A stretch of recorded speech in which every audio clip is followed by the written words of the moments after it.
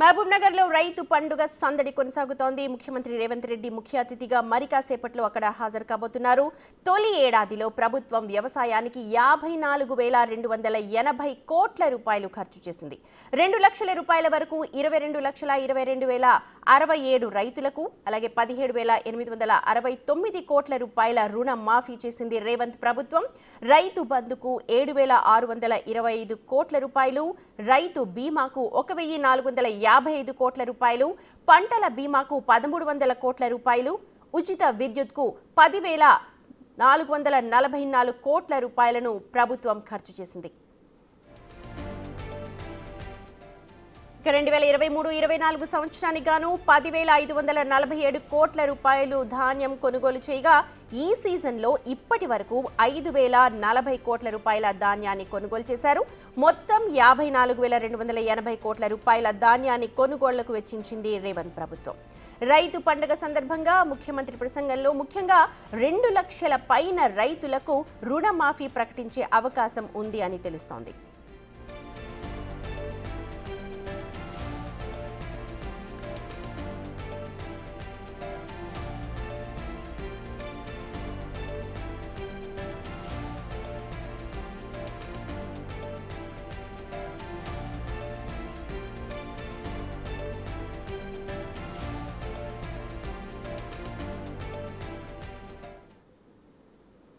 మరి కాసేపట్లోనే ముఖ్యమంత్రి రేవంత్ రెడ్డి మహబూబ్ నగర్ జిల్లాకు రాబోతూ ఉన్నారు. భూత్పూర్ సమీపంలో ఏర్పాటు చేసిన రైతు విజయోత్సవ సభకు ఆయన హాజరవుతూ ఉన్నారు. పూర్తి సమాచారాన్ని మా ప్రతినిధి శంకర్ అందిస్తారు.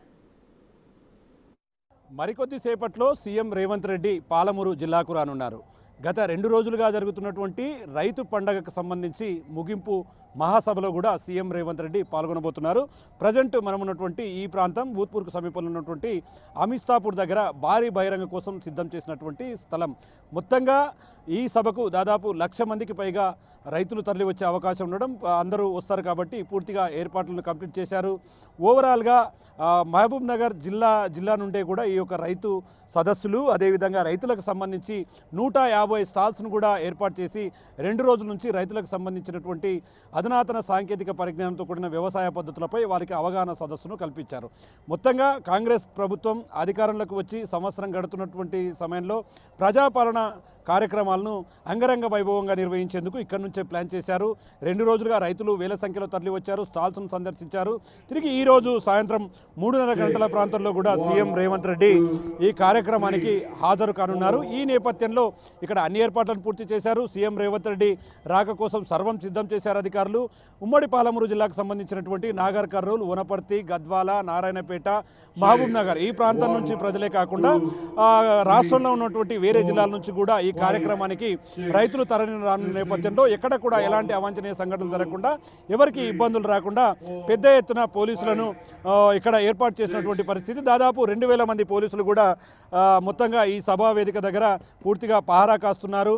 మొత్తంగా ఉమ్మడి పాలమూరు జిల్లా నుండే ఈ యొక్క రైతు పండుగ కార్యక్రమాలు నిర్వహించడం, ఓవరాల్గా సీఎం రేవంత్ రెడ్డి 3:30 గంటల ప్రాంతంలో స్టాల్స్ను సందర్శించడంతో పాటు 4 గంటల ప్రాంతంలో ఈ సభా వేదిక దగ్గరికి రాబోతున్నారు. ఈ సభా వేదిక ద్వారా కూడా రైతులకు సంబంధించి సంవత్సర కాలంలో తను చేసినటువంటి ప్రభుత్వం చేసినటువంటి వ్యవసాయ కార్యక్రమాలు కావచ్చు, రైతుకు సంబంధించినటువంటి సంక్షేమ అభివృద్ధి కార్యక్రమాలతో కూడా ఆయన మాట్లాడే అవకాశం కల్పిస్తుంది. ఇక మేజర్గా జిల్లాకు సంబంధించినటువంటి ముఖ్యమంత్రి కావడం, అదేవిధంగా సొంత జిల్లా కావడంతో వరాల జల్లు కురిపిస్తాడని ఆశగా మాత్రం ఇక్కడ ఉన్నటువంటి రైతులు ఎదురు చూస్తున్నారు. ఇక మేజర్గా ఉమ్మడి పాలమూరు జిల్లాకు సంబంధించి ఆయన ముఖ్యమంత్రి అయిన తర్వాత పెండింగ్ పనులపైన ప్రత్యేకమైనటువంటి దృష్టి సారించారు.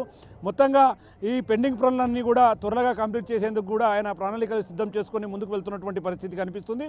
ముఖ్యంగా గత 8 సంవత్సరాల కాలంలో గత ప్రభుత్వంలో పాలమూరు రంగారెడ్డి ఎత్తిపోతల పథకానికి సంబంధించి మొత్తంగా మోటార్లన్నీ కూడా కంప్లీట్ చేస్తాం, ఆ ప్రాజెక్టును కంప్లీట్ చేసి రైతులకు సంబంధించి అక్కడ నుంచి నీళ్లను తెచ్చి రైతులకు అందుబాటులోకి తెస్తామని చెప్పి అప్పటి ముఖ్యమంత్రిగా ఉన్నటువంటి కేసీఆర్ ఏం చేయలేదని చెప్పి ఈయన సంవత్సర కాలంలోనే దీని మీద దృష్టి సారించడం, రాబోయే రోజుల్లో పాలమూరు రంగారెడ్డి ప్రాజెక్టును పూర్తి స్థాయిలో అందరికీ అందుబాటులోకి తెచ్చే విధంగా కూడా ఆయన ప్రసంగం ఉండబోతుంది.